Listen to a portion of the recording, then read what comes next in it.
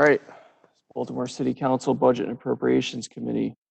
We are here for Council Bill 20-0527, Ordinance of Estimates for the fiscal year ending June 30th, 2021. I am Eric Costello, Councilman for the 11th District, Chair of the Committee. I am joined by Vice Chair of the Committee, Councilman Leon Pinkett, 7th District, Councilwoman Mary Pat Clark, 14th District,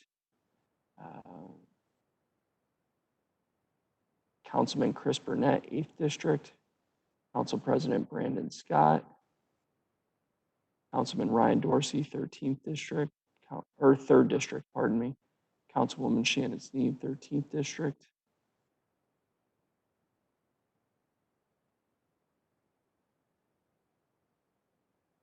are also joined by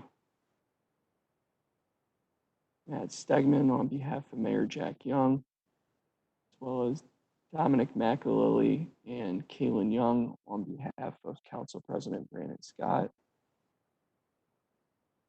Hey, it's Yitzy. I'm in here also. Councilman Isaac Yitzy Schleifer, 5th District. Councilman, you got some feedback, 5th District.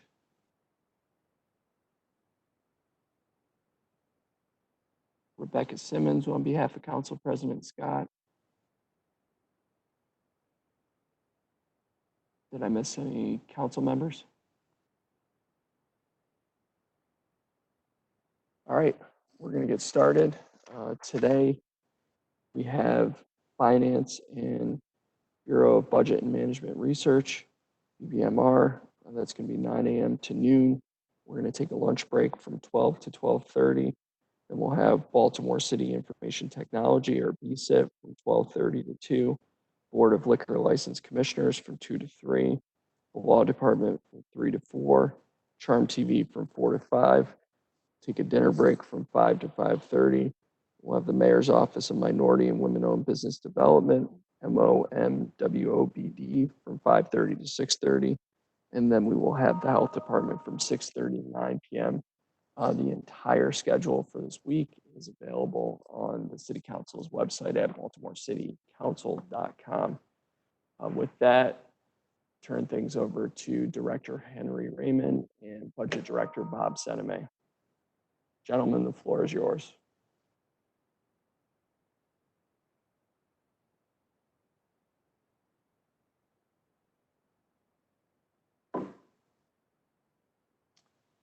We're going to need another minute or two. We're just working out some technical issues, but we will get started shortly.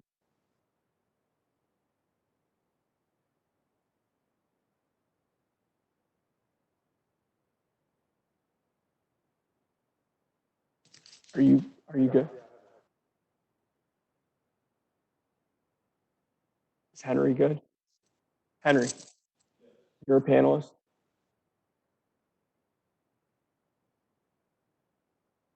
Okay.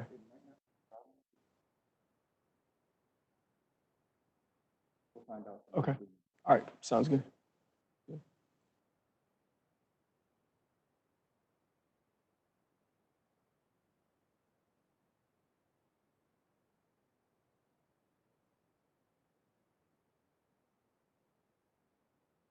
Director Raymond, Director Seneme, I'm going to turn it over to you gentlemen.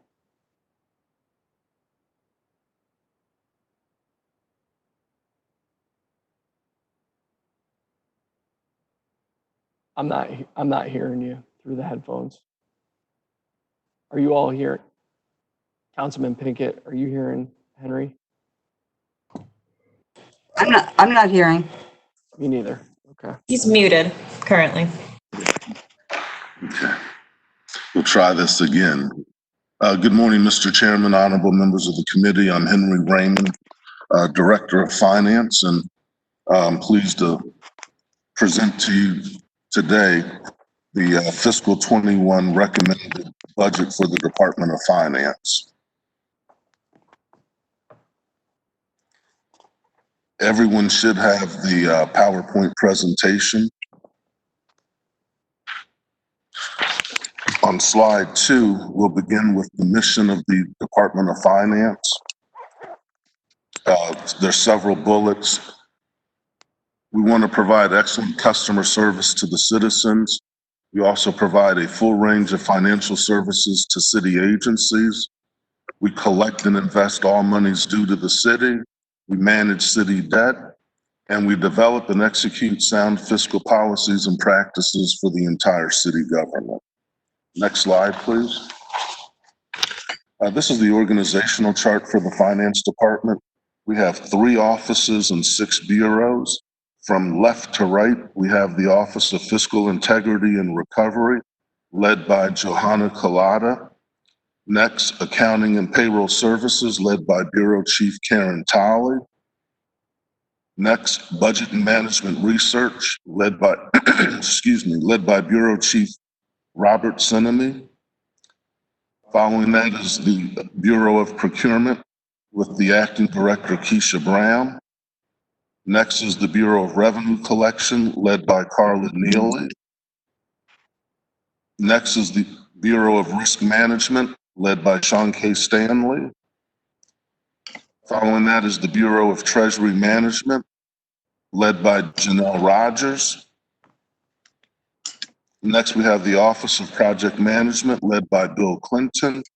And finally, but not least, the Office of Grants Management, led by Bill Harris. For the fiscal 21 budget, there are 289 positions requested, which is a net decrease of 14 positions. And the Department of Finance reduced funding for 19 general fund positions. And even with these position reductions, all bureaus will still be able to provide a current level of service. And all of the bureaus respond to priority outcome of accountability and transparency. So we'll move to slide 4. So the first bureau is the Bureau of Revenue Collection. The fiscal 21 recommended dollar amount is $6.7 million. This service collects all monies that are due to the city through various billings, taxes, fines, fees, and penalties. And this is the most forward-facing bureau to the public that the Department of Finance has. The highlights for this service, this bureau, is that we've reorganized the bureau and staff, and we've reclassified 14 positions to be able to attract and retain their services. And we've also created 3 new positions in the Water Utility Fund to assist with the increased workload that's coming as it relates to Baltimore County moving to monthly water billing. In this bureau, we have defunded 8 general fund positions. We also provide 2 performance measures: number of calls requiring assistance, and collection percentage of real property tax. For fiscal 21, the target for number of calls requiring assistance is 330,000, increases primarily due to the increased volume associated with the Baltimore County monthly water billing initiative. And for collection of real property tax for fiscal 21, the target is 95%. As you can see, this is slightly lower than in prior years. We normally average 97 to 98% collection, but we have concerns regarding the economic impact of COVID-19, and we've reduced that target to 95%. Moving to the next slide, the second bureau is Treasury and Debt Management. The fiscal 21 recommended amount is $1.2 million. This bureau manages the citywide cash flow, debt issuance, and debt management, oversees all investment activity, and handles all the banking and trustee relations. There's 2 measures that are presented: percentage of rate of return on short-term investments. For fiscal 21, the target is 1%. This is largely due to the recent Federal Reserve Board action, which has caused us to lower our rate of return. The second performance measure is the interest percentage on general obligation bonds issued. The rate for fiscal 21, the target is 3.3%. And we've been able to maintain low interest rates on bond debt due to our strong bond rating from both Moody's and Standard & Poor's.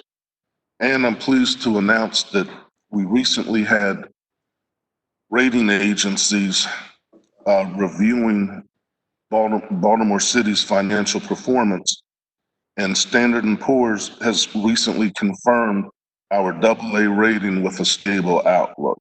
So that's very good news. What this means is that the rating agency was pleased with the strong financial management of the city and our debt management policies, and we've been able to retain our coveted AA rating. Moving to the next slide, which is administration for finance. The recommended amount is $1.8 million. This unit provides the executive direction and control of the 3 offices and the 6 bureaus that I referenced earlier. In this recommended budget, we're defunding 2 general fund positions, and we're adding $200,000 for the transition to the new enterprise resource planning system. Moving to the next slide, procurement. The recommendation for fiscal 21 is $3.3 million. This service provides citywide services for procurement of commodities, goods, and supplies. And each fiscal year, on average, this service contracts for approximately $500 million. There's 2 performance measures: number of vendors registered in CityBuy. For 21, the target is 22,500. And for the number of bids per formal solicitation, the goal is 5. The importance of increasing the number of vendors registered means that if there's more competition, we'll get better results in pricing. And with more vendors registered in CityBuy, there's the opportunity that more vendors can compete to obtain city business. And we're always seeking to have a more diverse portfolio in our vendor pool. Moving to the next slide, surplus property disposal. The 21 recommendation is $151,000. This is a special fund unit. This service provides citywide services for the proper disposition and disposal of surplus property. From fiscal 12 through fiscal 19, the service generated total revenue of about $5.1 million, which is an average of about $637,000 per year. The 2 measures, number of auctions hosted and dollars generated annually. In terms of the number of auctions hosted, we're phasing out this we're phasing out this particular measure because the auctions were previously in-person auctions. We've moved to online auctions, so we will be replacing that measure. In terms of the dollars generated annually, for fiscal 21, our target is $850,000. Moving to printing services. The recommended amount is $3.6 million. This is an internal service fund. And this service provides all document services, document imaging, professional graphics, etc., for all city agencies, including Baltimore City Public School System. Major recommendation for printing services in the internal service fund is the creation of 3 positions to represent current staffing levels. There's 2 measures, percentage of cost recovery, and as you can see for fiscal 21, the target is 100%. Essentially, this means that the service is able to collect on all of the services rendered. An average number of days for print job turnaround. For fiscal 21, the target is 10, which is a significant increase. This is due to our concerns about the workload associated with moving the Baltimore County water billings to a monthly process from the present quarterly process. Next slide is accounts payable. The fiscal 21 recommendation is approximately $900,000. This is a general fund unit. Accounts payable is responsible for paying approximately 125,000 invoices on an annual basis and supporting both city agencies and vendors in all matters related to payments. This budget defunds 3 vacant general fund positions. The 2 performance measures include number of invoices paid and the percentage of invoices paid in 30 days. In reference to the number of invoices paid for fiscal 21, the target is 140,000 invoices. And I'll speak a little bit about the number of invoices paid in 30 days.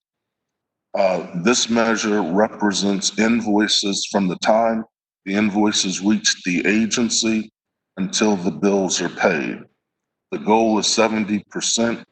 As you can see, we're nowhere near 100%. The goal is to pay all bills in 30 days, and the city continues to work towards that. In terms of payroll, the next slide, the 21 recommendation is $3.6 million. This is a general fund unit. This service essentially provides all payroll-related services, including payroll checks, bonus checks, special checks, tax reporting, garnishment, and W-2 preparation. There's 2 performance measures, number of off-cycle checks and the number of payroll checks issued. For fiscal 21, the number of off-cycle checks is estimated to be 1,900. And for the number of payroll checks issued, the target is 370,000. Moving to the next slide, which is the accounting service. The 21 recommendation is $2.2 million. Again, a general fund service. This service provides citywide financial accounting and reporting. It also includes the preparation of the comprehensive annual financial report, which is commonly known as the CAFR. This service is responsible for the appropriate recording of transactions and reports and preparing them in compliance with generally accepted accounting principles. And there's 2 performance measures, number of transactions and journal entries prepared annually. For fiscal 21, the target is 3.4 million. And for the average number of days to month-end close, the target is 5 days for fiscal 21 to be able to close prior month transactions, produce the reports within 5 days. I guess my final comment on accounting is, as it relates to the number of transactions and journal entries prepared, new reporting standards required from the city's external auditors has significantly increased the number of journal entries processed annually, which is why we're at approximately 3.4 million for fiscal 21. We'll now move to risk management. The recommendation for fiscal 21 is 5.4 million. This is an internal service fund. This service administers the city's risk management and insurance program and seeks to prevent employee injuries by promoting accident prevention, safety training, and ensuring regulatory compliance. A major highlight for this service is that the finance department has transferred 3.4 million for contracts in 1 position to the law department as it relates to workers' compensation. The law department has a new workers' compensation practice, and for efficiency and effectiveness, part of the workload from risk management was transferred to the law department. In terms of the performance measures, number of random drug and alcohol tests completed, the target for 2021 is 3,500.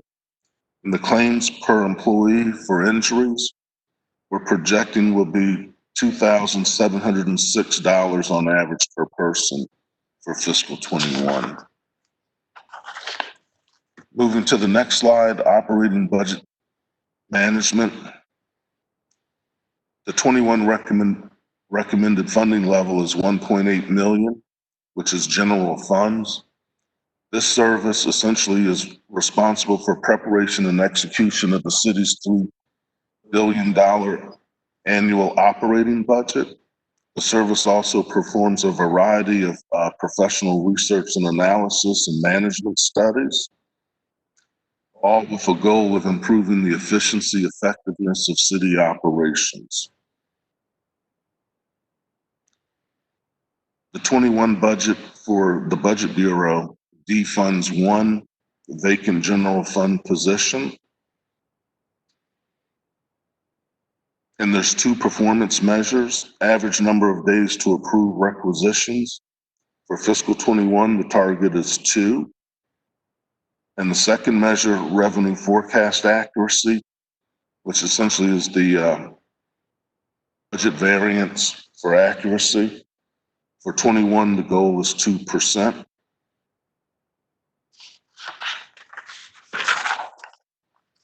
Moving to the next slide, fiscal integrity and recovery.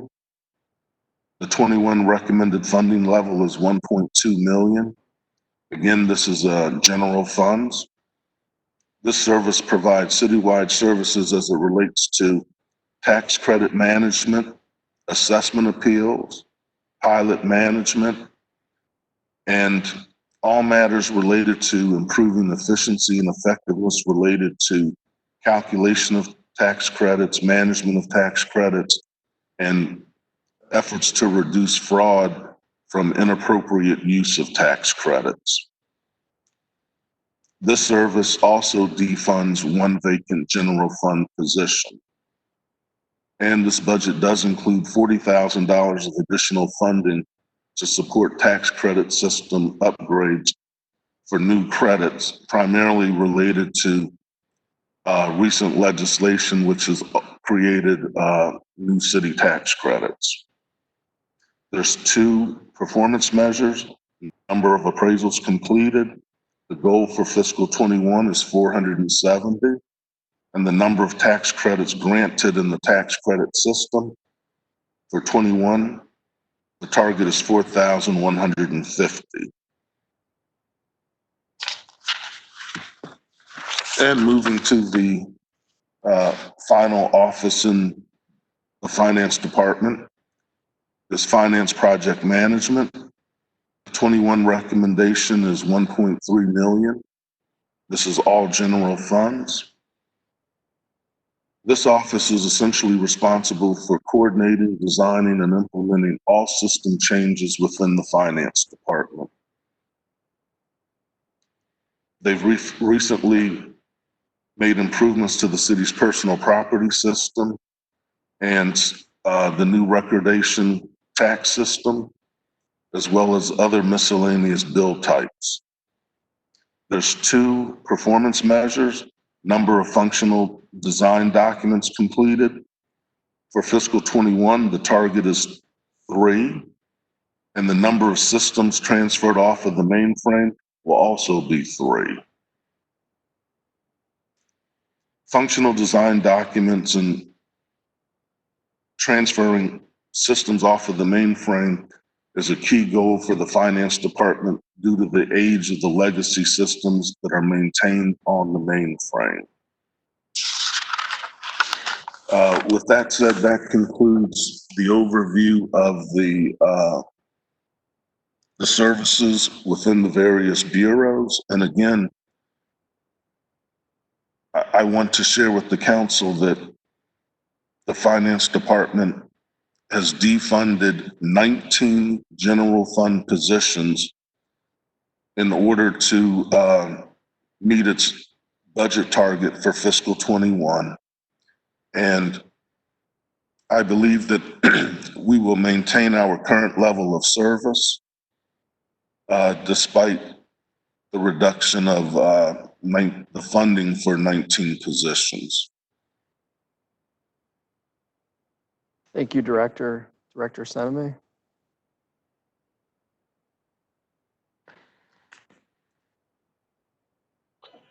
Hi, good morning. Director Raymond had included the operating budget slide in his presentation, so we're ready to take questions. Okay. Council President Scott. Thank you, Mr. Chair. Thank you, Mr. Raymond. Thank you, both of you, Mr. Sinema, as well. Mr. Raymond, if we could, on the slide for procurement, I just have a couple quick questions. Can you bring that back up on the screen? Is that possible?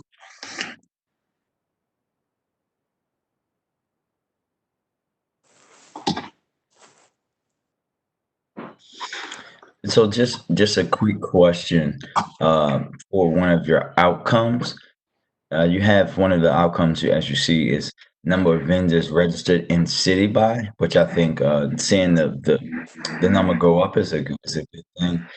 Two questions about this. One, how close do we think we'll be able to get to the target? And also, why don't we break this down and have a specific target for how many city businesses or Baltimore City located businesses are registered in city by? Okay, thank you for the question. So the first question is, do we think that we'll hit the target for 21 of 22,500? No, for 20, for the current fiscal year, I'm sorry. Yes, I believe that, yes, we will hit the target of 22,000 for the current fiscal year. And what about 2021 with all the circumstances? Well, the fact that we hit 22,326 for fiscal 19, I believe that the goal of 22,500 for 21 is definitely attainable. And my thought is that we'll exceed it for 21. Okay, thank you.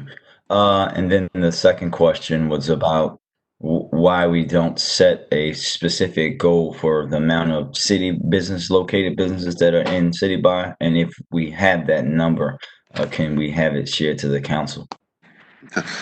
We have that number and we will share it with the council. And then why are we not holding ourselves to that kind of performance measure was the second part of that question. I think we were looking more globally, expanding the number of vendors in total, as opposed to limiting ourselves to just the number of vendors in the city, but we're willing to review that as we move forward. Yeah, I guess I'm not saying that we shouldn't look at the global number, but I'm thinking as we try to push to make sure that the city is directly benefiting or allowing businesses that exist in Baltimore to participate in our process and our contracts, etc. I think that we held ourselves to a goal or a standard or a measure of how many city-specific businesses or located businesses are registered. I think that would help us be able to make sure that we're considering them, because as you know, I think that we have to try to do more to support the businesses that are here in Baltimore. Yeah, I do not disagree with you at all, and we will look at that. My next question in the first round, Mr. Chair, is about, can we go to the auctions portion really quickly? So I know you said that you're changing the output for this particular service because of everything that's going on. But can you guys tell us what, because there was no target in 20 either, so or what the actual new measure is, because there'll be 2 fiscal years in a row with no measure and no ability for this council or anyone to hold you accountable to that. What is going to be the new output there, and how is that, so that we can also see how that output is connected to what we think is going to be the outcome financially? Okay, let me elaborate on this in a little more detail. The measure number of auctions hosted historically has been for the number of auctions, in-person auctions. In fiscal 19, we decided to move to online auctions. So from an audit perspective, because we've changed the methodology of how we're doing auctions, we cannot report the data from online auctions in this category, because this category was originally for on-site auctions. So we're in the process of creating a new measure for the new process, which is online auctions. Now, under the dollars generated, if you look at the fiscal 19, you see $584,000 earned. That's from the online process. So it's not that we've done away with auctions altogether. We've replaced in-person auctions with online auctions. We're collecting revenue from online auctions, but for that output measure, we no longer have data to report because we're not doing in-person auctions anymore. I Yeah, hope thank you. that makes sense. No, that's exactly my point. So if we haven't done it since fiscal 19, by this point, Director, like for example, you guys did great work in helping BPD change the way their budget is presented, because we know that it hasn't been always clear about what's going on.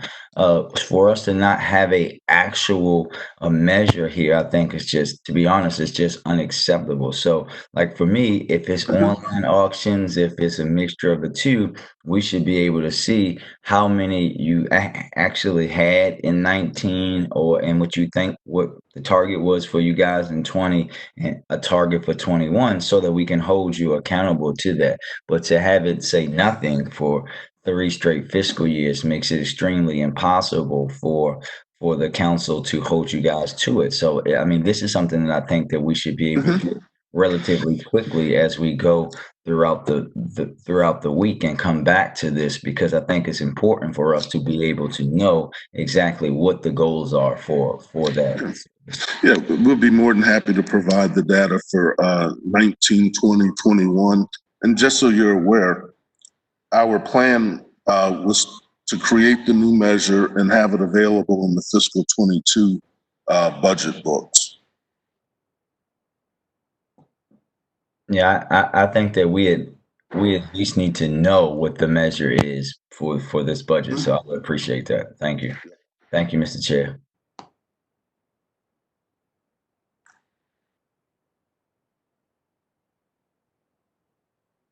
Thank you, Mr. President. We'll just go through council members as they appear. Councilman Reisinger, Here? any questions? No. Vice Chair Pinkett, Thank you, Mr. Chair. Yeah, I have a couple questions. So I wanted to dovetail on the president's remarks related to 699. With, I think somebody might be unmuted. Not sure. In reference to, he asked about the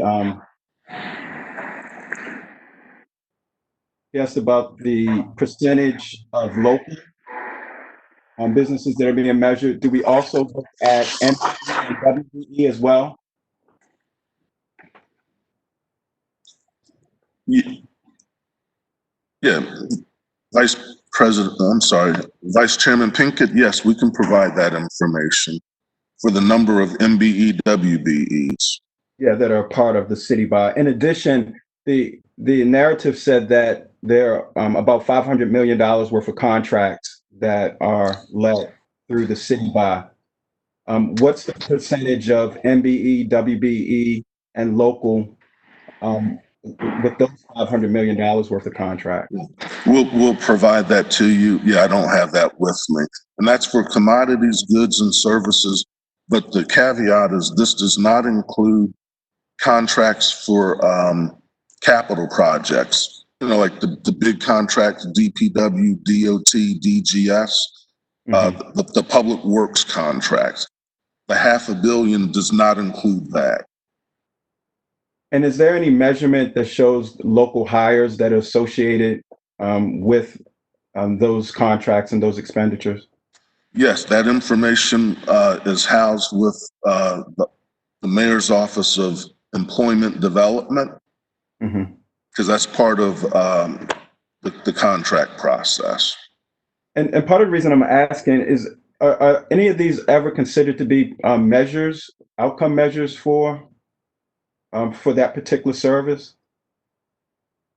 So that we can see that not only, you know, that these resources are also supporting local firms, but also supporting local hires. No, I understand the question. We can evaluate that and look at that, and I understand why. I think it's a good recommendation.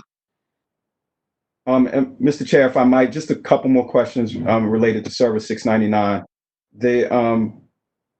Is there a measurement that procurement evaluates that looks at the performance of the vendors and how they've adhered to the contract?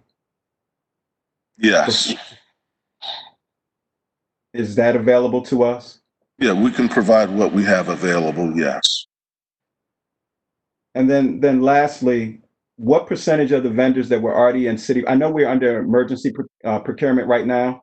So what percentage of the vendors that are already in our city buy were utilized under the emergency situation, or do we have to go out and get other vendors to satisfy our needs? No, understood. We'll provide that to you, but what I can say is that there were a significant number of vendors that were already city vendors that we were able to do change orders for to provide the service. But then there were other vendors that were new because they had not been with the city before, and we needed certain services or commodities, primarily like the PPE.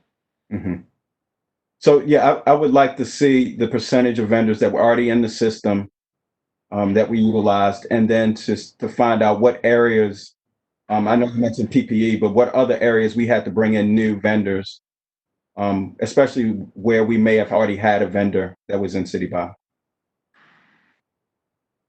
Thank Yes, you, sir. Chair. Vice President Middleton.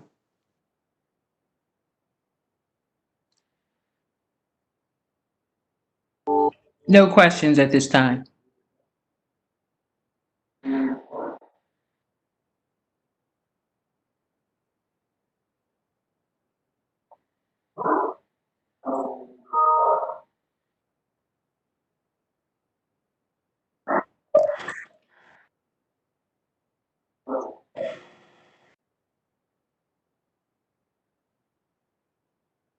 Eric, if you're saying something, we can't hear you. Councilwoman Clark, any questions? I have a question, if I may. Can you hear me? Let's go to this payment of vendors and trying to arrive at some schedule. We're around the city, all kinds of people that do business or think about doing business with the city. complain that it takes forever to ever get paid. So I see that you have a 30-day. Who are the vendors that are covered by finance's bureau or division that is trying to expedite payment in 30 days? I mean, what classification of vendors are we talking about there? Because am I missing something about other vendors who aren't getting paid ever? I'm not complaining. I'm just trying to figure out who the vendors are in the 30-day goal. Okay, What kind? understood. Let me try to explain it this way. There's two types of bills that we pay. One type is for basic services like commodities, goods, services, pieces of equipment. Those types of bills are more likely to be paid within 30 days. Right.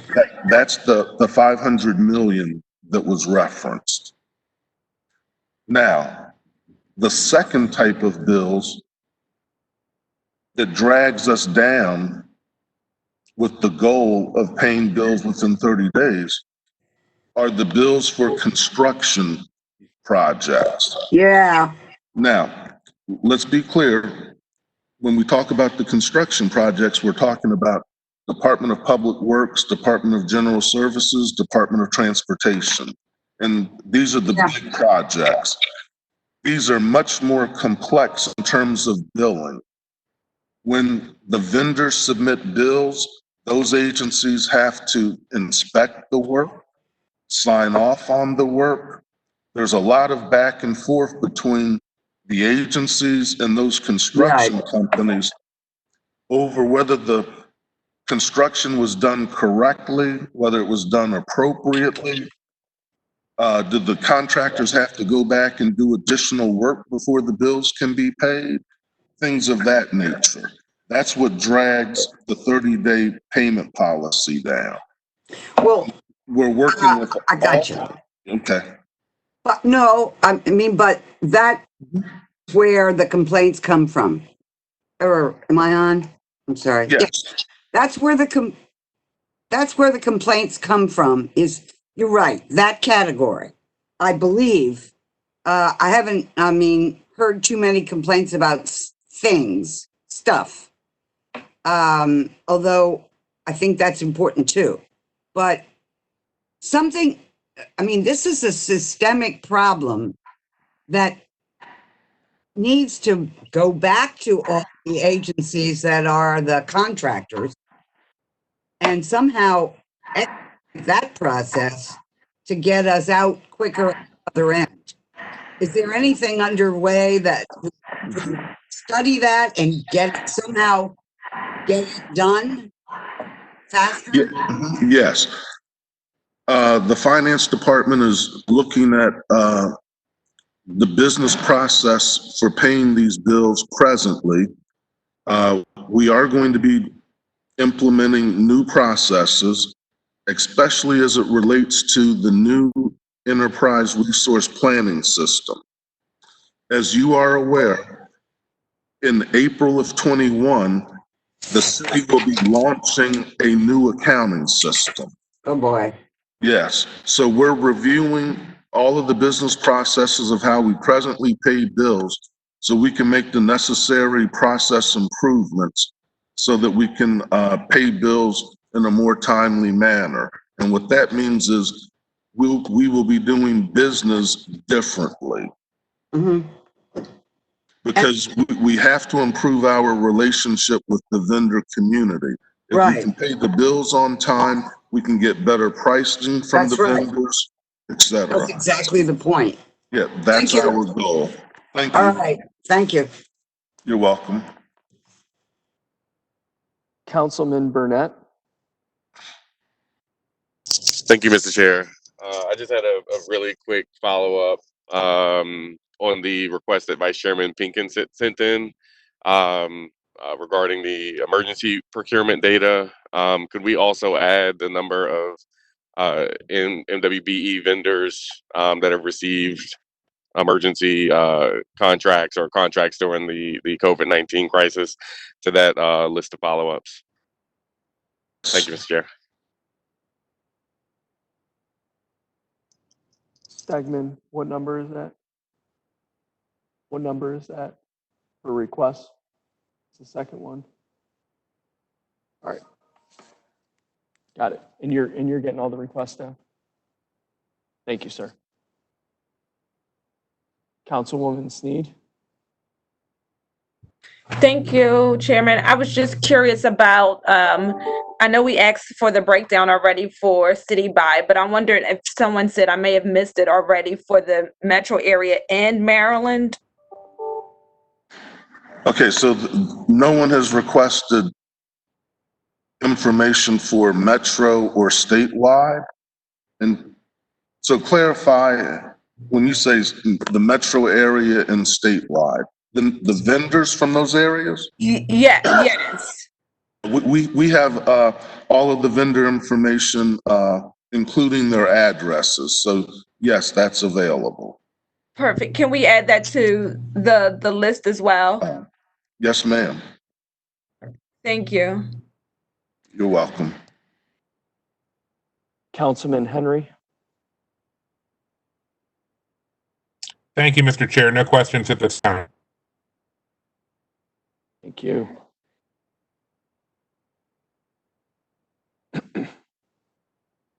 Councilwoman McCray?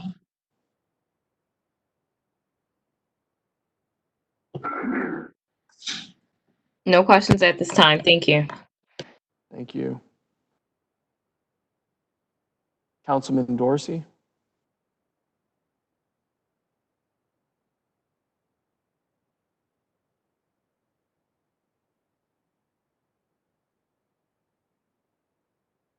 Councilman Dorsey?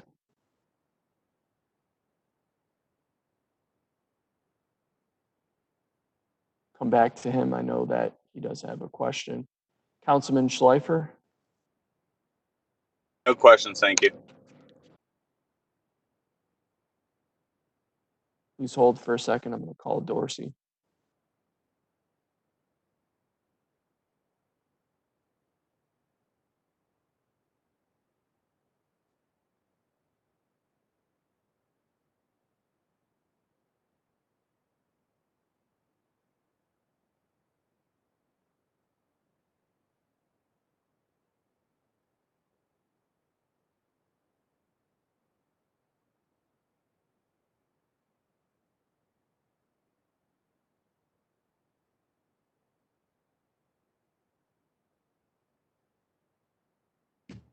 Thank you, Mr. Chair. I hope you excuse the, I had to step away from my computer for a second. Mr. Finance Director, last year, pursuant to a bill I introduced and the council passed related to commercial parking facilities. This is Council Bill 190366. You're familiar with it. The Finance Department was required to publish online a list of all licensed commercial parking facilities. This is found on the Bureau of Revenue Collections webpage. The fee for commercial license commercial parking facilities is currently set at a rate of $5.10 per 100 square feet. And that calculation, as stipulated in the law, not in rule or regulation, it's in law, says that that square footage is encompassing of essentially every inch of a facility. It's not merely the area of the footprint of the property. If you have a multi-story parking garage, it includes every inch of drivable and parkable space. It even includes the apron, the curb cut ramp across the public sidewalk in order to get into the facility. It includes the stairwells people walk up and down in order to use the facility. It includes the offices used by the employees of that facility. Every inch of what is required to make it possible to operate that facility. I recently requested the information from the finance department on the amount of revenue collected through this annual licensing fee in the last licensing period. That amount for this past license period that just ended was about $570,000. If you do the math on the square footage of what that revenue accounts for, it comes to about 11.2 million square feet of licensed facilities and the revenue associated with the fee. I did an analysis recently based on the list that was published by the Bureau of Revenue Collections. If you use Google Maps and calculate the area of the property and Google Street View and multiply by the number of levels of a parking garage, you can roughly but fairly accurately calculate the square footage of a facility.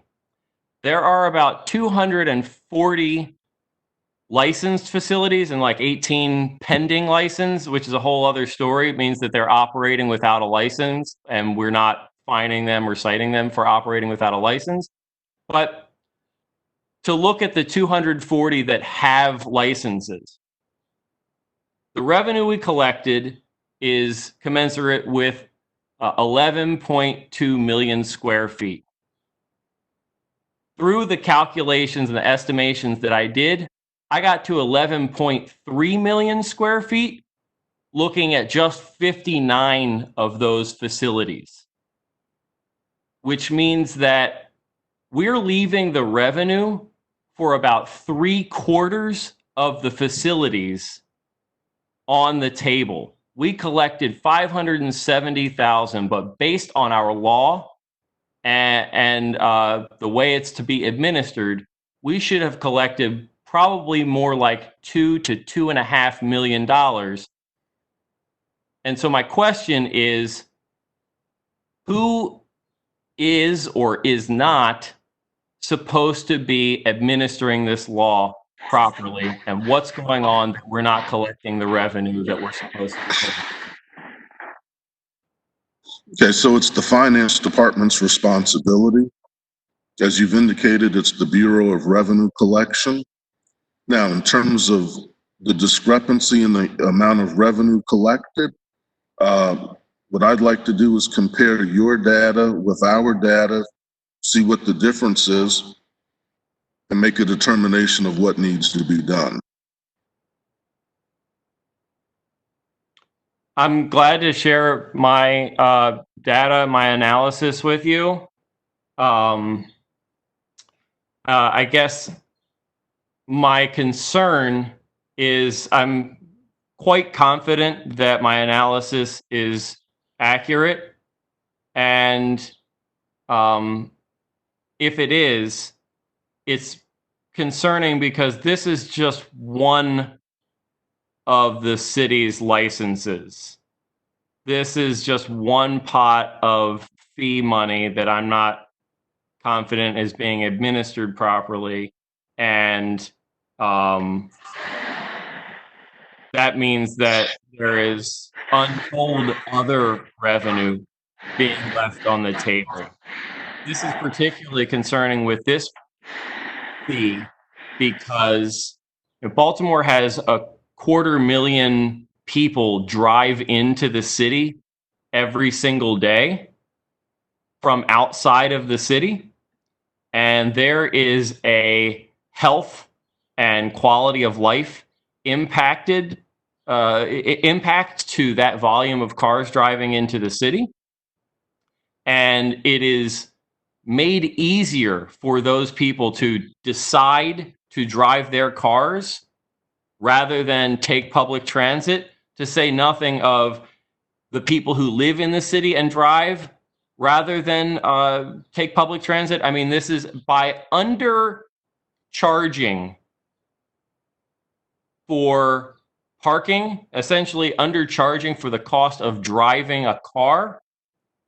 We are making it easier for people to choose that mode of transportation. And in doing so, we're also making it easier for people to choose to not live in Baltimore City and not pay taxes as residents of Baltimore City. So I have, there are layers upon layers of concerns related to this. I'm also concerned about enforcement. Not only is it clear that we're not collecting revenues adequately from the facilities that we have licensed, but we also have, to my knowledge, no enforcement to ensure that facilities who are supposed to be licensed are actually getting licensed. I can personally identify numerous places that do not have licenses and are operating. And so again, whose job is it to perform that enforcement? And considering that there are fines and consequences associated with operating without a license, whose job is it to issue those fines? It's the responsibility of the finance department. And I would like to share that we are aware of some of these issues, and we have a partnership with the law department where we are going after some of the major violators to bring them into compliance. Have we ever issued a citation for operating without a license? To be clear, yes, and this is a what we did was $1,000 a day offense. Who actually issued that citation, I guess, is my question, because I've had conversations with the finance department, the housing department, the law department, the mayor's office, the Department of Transportation, the Environmental Control Board, and in all of my conversations, nobody has been able to identify an actual enforcement agent to conduct this kind of enforcement. So I'm asking, who actually is going to be issuing these citations? my understanding is it will be the finance department. And the finance department has the authority to issue citations and the capacity to do that? I'm seeing Ms. Neely shaking her head no.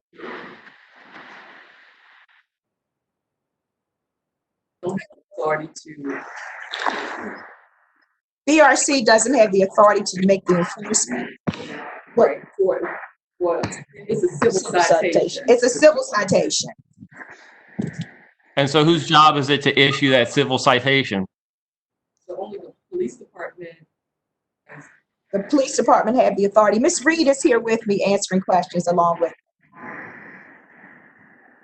That's part of the issue. The law is unclear. It will say that findings can. Now we have inspectors that can go out and identify, but in terms of really issuing the citation, $1,000, we don't. So finance can't actually issue the citation. And we, the city council, have no power to grant authority to order the police department to do it. And I can tell you it's hard enough to get a police officer just to write a ticket to a car that's parked in a bus stop right in front of them. I have little confidence that we're going to get the police department to issue citations for failing to comply with a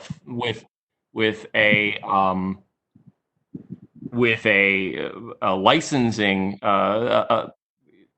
with a license that's administered by the finance department. What is the barrier to the finance department actually issuing these such citations? Well, we don't have, I guess what they call sworn officers that can administer those types of citations. So we'd have to change the law or what our rules would be. I've read the law on this pretty thoroughly. It's pretty clear that the police commissioner can confer that authority on essentially any city employee. And I'm wondering if there's some reason why the finance department can't or hasn't requested that they be given authority to issue these kind of citations and conduct this kind of enforcement. Yeah, can you hear me? Yes. Oh, okay, thank you. The finance department will confirm with the law department whether we have the ability to have that authority conferred. We'll determine the resource requirements and we'll proceed from there. Councilman Dorsey, if I can jump in. Please. Director Raymond, we want to have an answer on that before we move the budget. We also would appreciate if you would take a look at Councilman Dorsey's analysis and see if that syncs up with what you guys are seeing.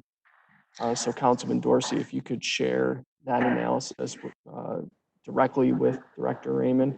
And Director Yes, sir. Raymond, if you could work to get back to us, let's say by call of business Wednesday of this week, is that a reasonable time frame?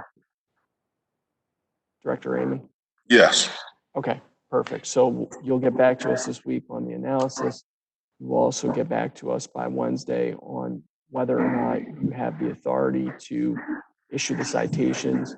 The expectation is that would be, something that's in writing from the law department to myself, Council President Scott, and Councilman Dorsey.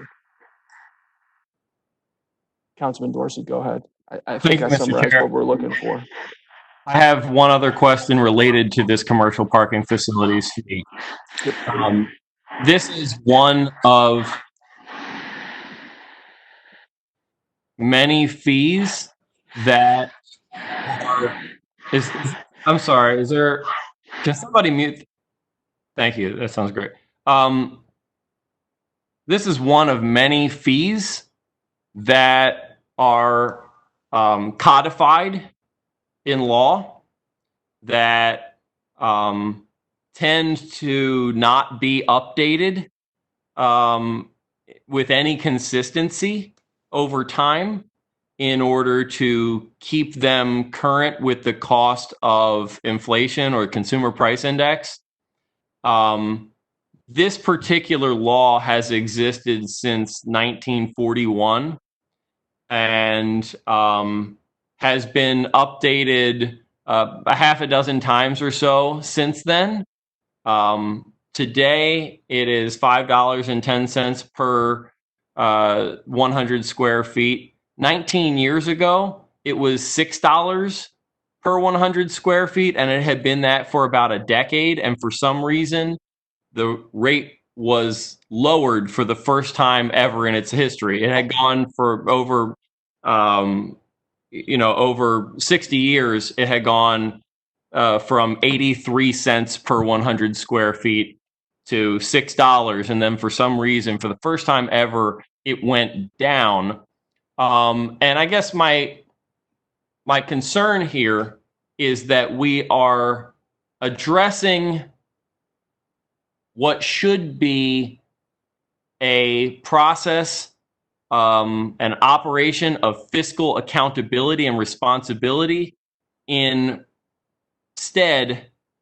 through an inherently political process.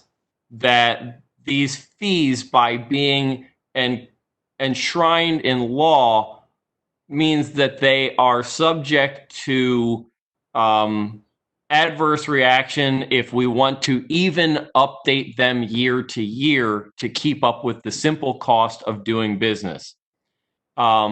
To add to the revenue that's being left on the table. If we had indexed this rate to inflation from the 1970 rate, it would be closer to $24 per 100 square feet instead of the $5.10 that it is right now. And if we consider the rate at which we're not collecting, and of course, I'm going to share my analysis with this. If we consider the rate at which we're not collecting and the failure to update this fee over time, it starts to look like we're leaving more like $11 million on the table year after year because of the combination of these two. So my question is there any rationale at all for not updating fees to simply keep up with the cost of living, inflation, consumer price index, however you put it? Is there any rationale at all for not updating regularly just to maintain the current level of revenue, relatively speaking? Understood. Let me answer your question this way. The finance department is currently working to move forward with the fee policy that will achieve periodic adjustments for all city fees. So that's been underway. When we meet to share the data, we can give you an update on that as well. So our goal is to update the fee policies and recover the level of fees that we need to support the city. And this is coming because we're now preparing for Kerwin. So we're reviewing all fees because we have to be able to fund Kerwin. I appreciate that. I've been having this conversation with Bureau of Revenue Collections for, roughly a year and a half at this point, maybe longer. And I've been hearing that that's coming for all of that time. And I am encouraged by more recent conversations in which is indicated that progress is seriously being made.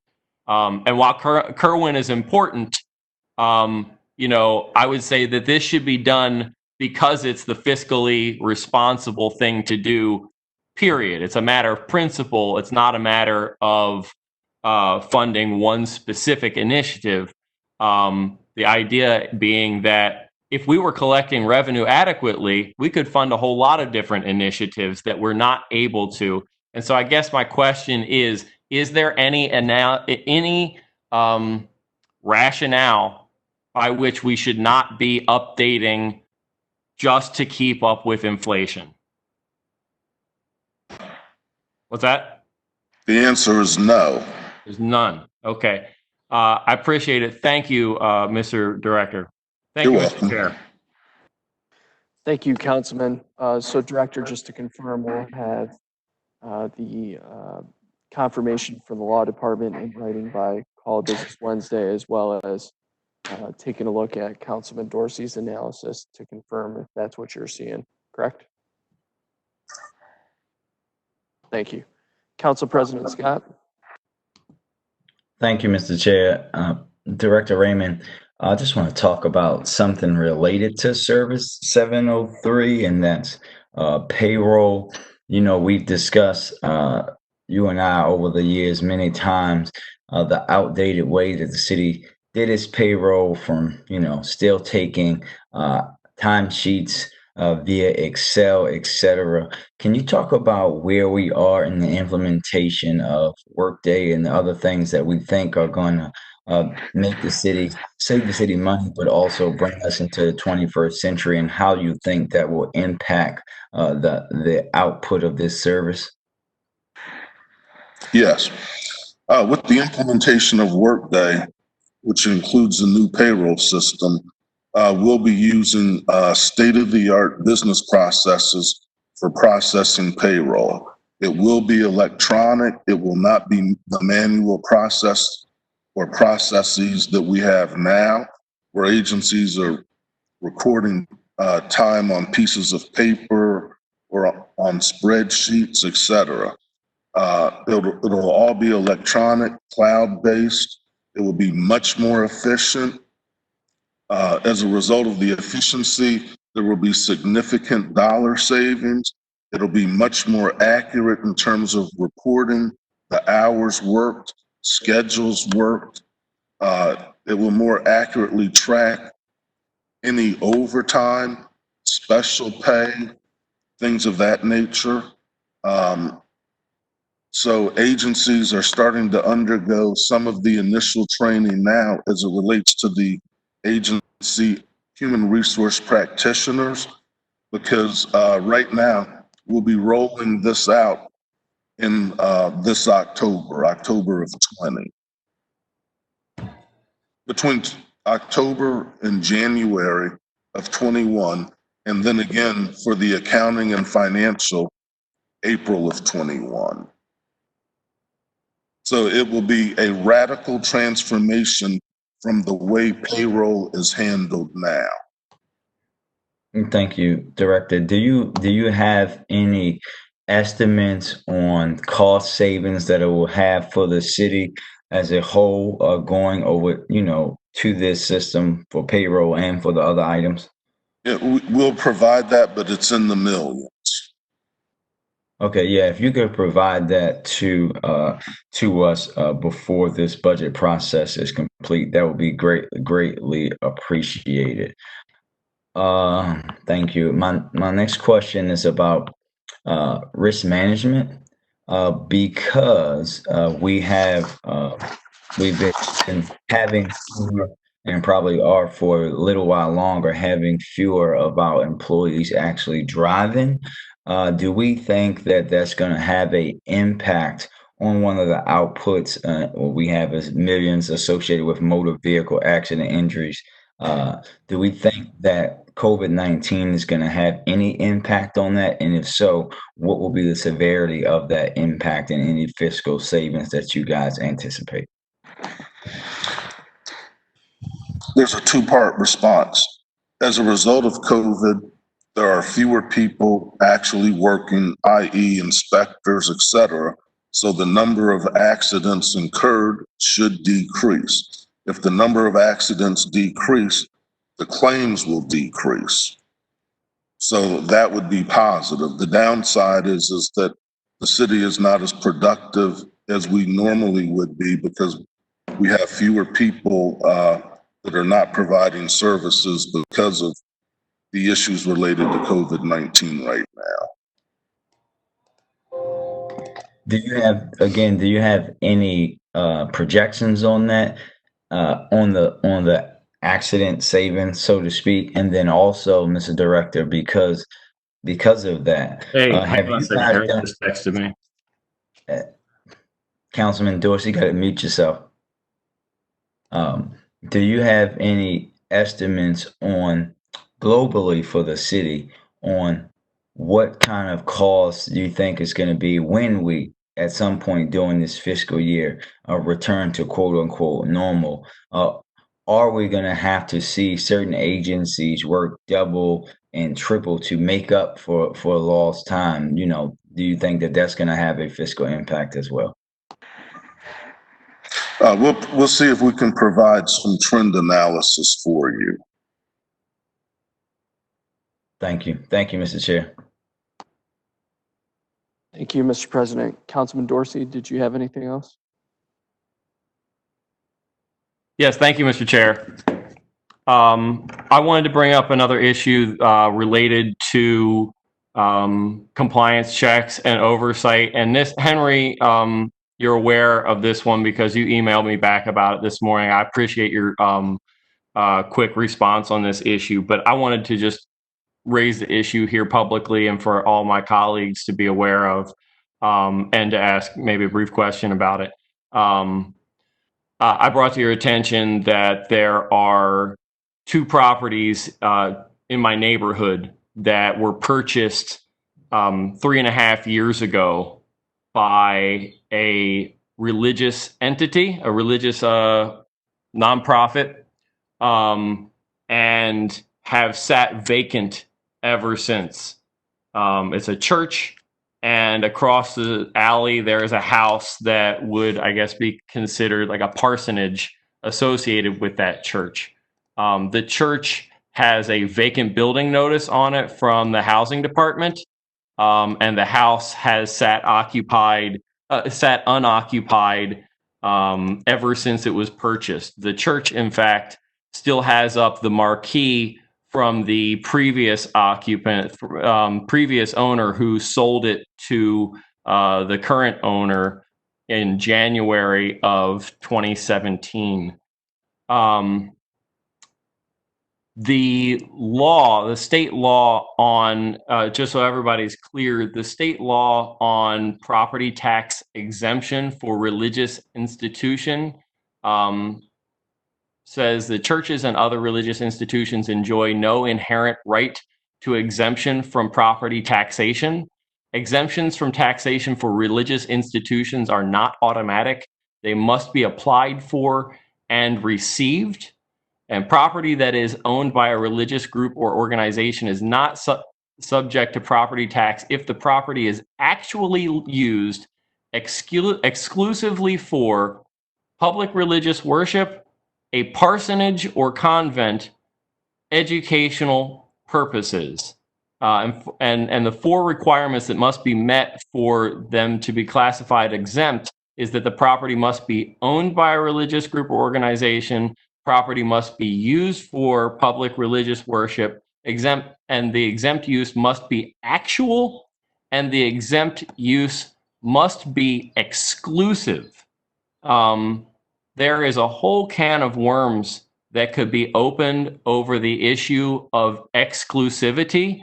I know that I went to a Catholic school that you can rent the use of their hall for private events, and that there are plenty of other places around the city that are in buildings that are owned by religious institutions in which you can rent space to use for private events, which would seem to violate the condition of exclusivity. But the bigger and most obvious point that's related to the ownership of particularly vacant and unoccupied buildings is that the use must be actual. And that means that if it's not actually being used as a parsonage, as for worship or for educational purposes, then they are not entitled to an exemption. In the case of the two buildings that I brought to your attention, as noted in our communications, this means that over the last 3.5 years, we have left $59,000 in property taxes on the table.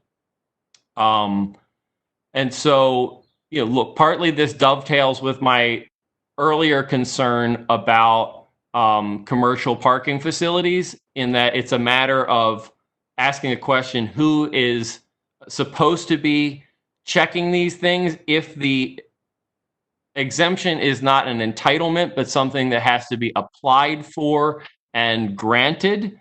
Who is supposed to be doing that? And this is also really important because we had a conversation as a city council not too long ago about nonprofits paying their fair share, paying their way, and contributing into the city's coffers.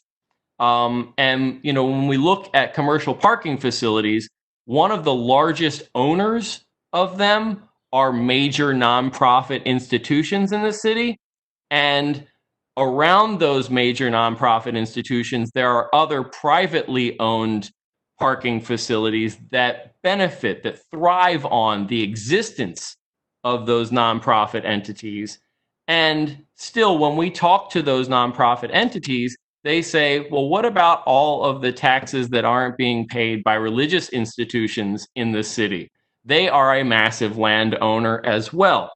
Well, I know that at least with respect to this one provision, where we are not collecting the revenue on properties that are not even entitled to the exemption, we are definitely falling short, leaving money on the table. And so I guess who is supposed to be doing the checks? Who is administering the application and awarding of this exemption? This is a SDAT, State Department of Assessment and Taxation responsibility. SDAT has an application process, and SDAT makes the determination of who is it tax exempt or not. Now, as it relates to the two properties that you made me aware of, we have provided those to SDAT for them to send investigators out. And if they're able to confirm it, take away the exemption. Now, based on the email that I sent you, I indicated we added additional properties. I indicated to you that there were 15 properties in total, including your two. I made a mistake. It's actually 21. Okay. So I just wanted you to be aware of that. So, other properties that may not be meeting the definition of the requirement to have the exemption. So it is a State Department of Assessment and Taxation responsibility. They receive the applications and they make the determination to award the tax exempt status. If I may ask two very quick follow-up questions, Mr. Chair. If it is determined that the exempt status was something the owners were never entitled to, is there a pathway to the city for the city to recoup revenue that it should have received? And do we think that we're likely to actually get that revenue? We will go, the law allows us to go back 3 years plus the current year. So yes, we will be going after them for 3 years plus the current year. Great. And so I just brought this to your attention last week, and it was just about 2 properties, and now you have 21, so 19 others. How did those other 19 others get identified so quickly? I guess I'm wondering. I'm not the only one bringing this to the attention of the finance department? No, we did some independent research, and based on the criteria we used, we identified 19 others, and SDAT will have to do the investigation to determine if they should retain the exemption or have the exemption voided. And is there any path if you disagree with SDAT's findings, does the city have any recourse? Yeah, we can appeal it with SDAT. Great. Thank you. Thank you, Mr. Chair. Yes, sir. Colleagues, any other questions? Yeah.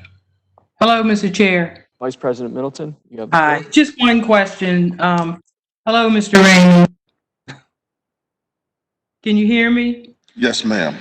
Just one question. I know that the Water Accountability and Equity Act is basically, getting ready to, and they're still working and formulating. And I know that DPW has been having meetings and formulating committees and groups and just really into that piece.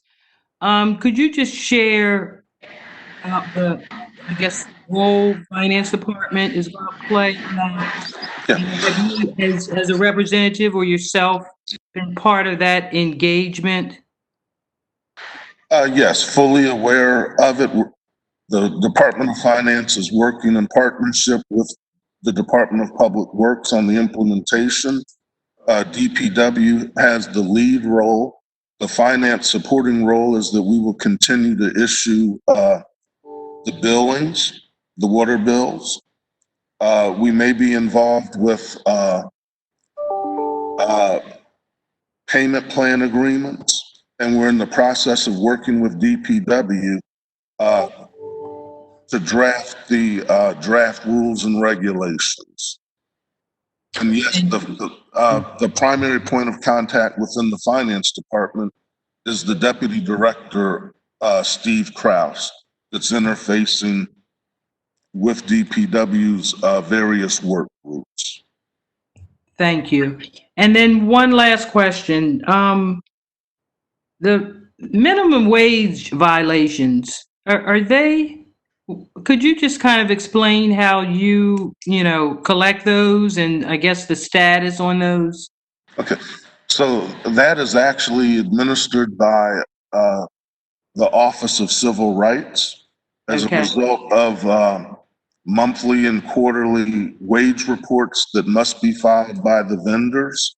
And if there are violations, the Office of Civil Rights issues the violations. And, as normal, all checks are required to be made payable to the Director of Finance. And we put those proceeds into an appropriate revenue account related to those violations. Okay. Thank you so much. You're welcome. Colleagues, any other questions for finance or BBMR?